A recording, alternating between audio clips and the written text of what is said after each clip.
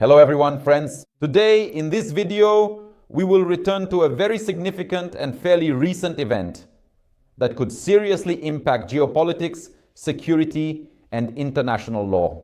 I've already told you that the United States of America intends to take very tough measures against the drug cartels, which, according to the American administration, are led by Maduro himself and his associates.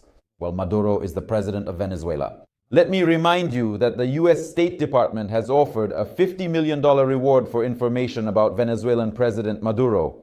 This is officially posted on the website. The United States considers the situation a very serious threat to US security. And now a new development, US President Donald Trump is not backing down. He is sending the largest US aircraft carrier as part of the Gerald Ford carrier group to the shores of Venezuela to wage war against drug cartels located on Venezuelan territory.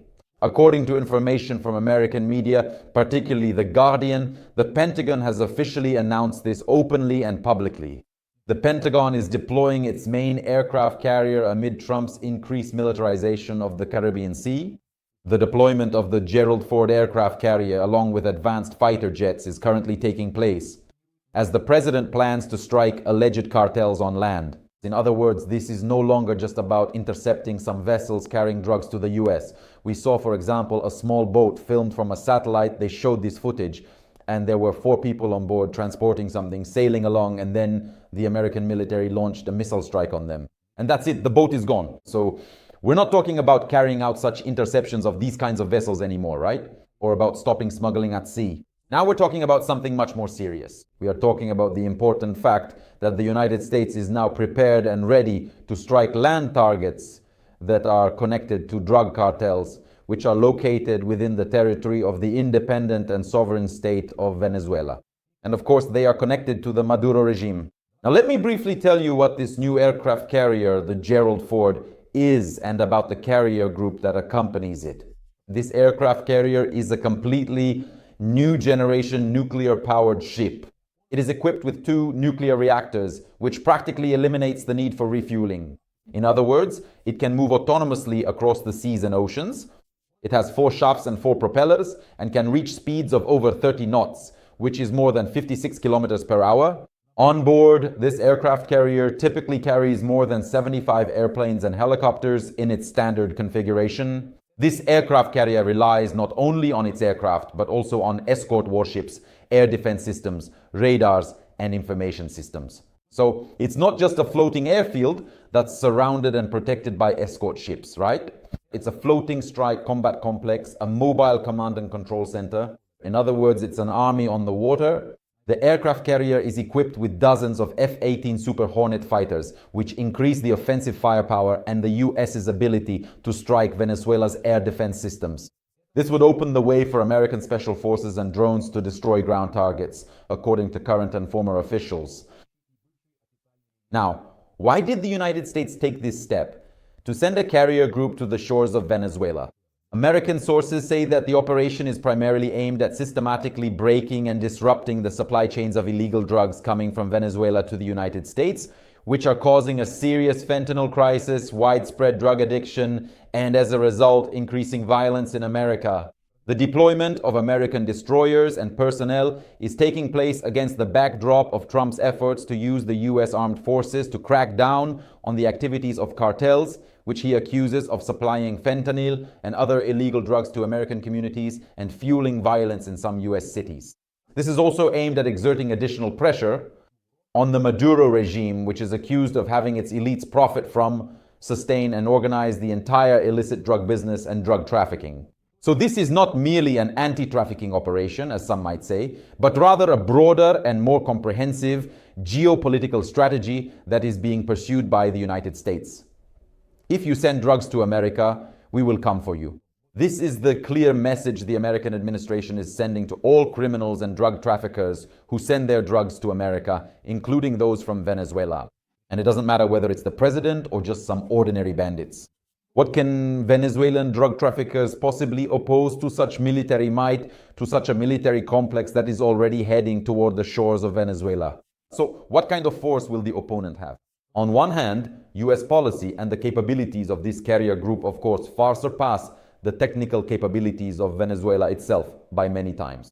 Maduro doesn't have a similar carrier group, nor does he have such air power. As far as I know, he has just one submarine, and even that one is rusty. Probably can't even submerge anymore.